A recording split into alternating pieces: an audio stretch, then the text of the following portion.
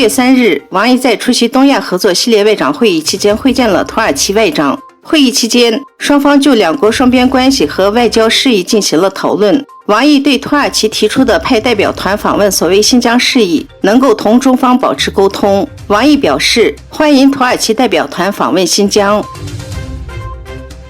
中国军方周一不顾国际社会的克制呼吁，宣布将继续在台湾附近进行军事演习，再次对美国众议院议长佩洛西访问台湾表示抗议。中国国防部周一针对上周宣布决定取消与美国的军事会谈等制裁，回应佩洛西对台湾的访问辩护，并警告华盛顿将面临严重后果。五角大楼、美国国务院和白宫都谴责中国的决定是不负责任和不相称的反应。美国国会众议院议长佩洛西访问台湾，彻底激怒了中国。除了解放军宣布在台湾周边实施军事演习以外，台湾政府单位网站、车站和超商电子系统都传出遭到黑客入侵，无法登录。台湾国防部宣布，中国上周进行了272次在台湾制造虚假信息的消息。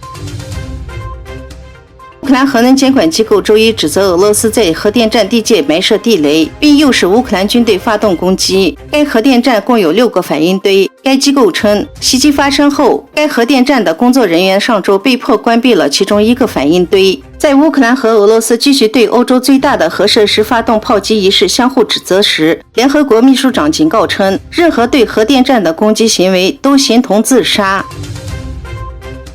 在阿富汗，塔利班政府为了无业人员顺利找到工作，采取有力行动，将无业人员聚集到了首都喀布尔，并指导他们学习各自相匹配的业务。当地政府在安排工作时，也会优先考虑参加培训的人员。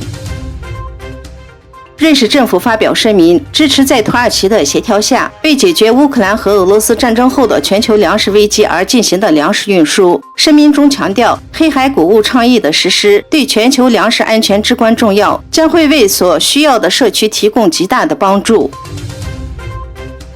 阿尔提密斯计划的准备工作仍在继续，美国航天局将在53年后再次将人类送上月球。美国宇航局宣布将使用动画角色小羊肖恩试飞，将于8月29日发射进行测试。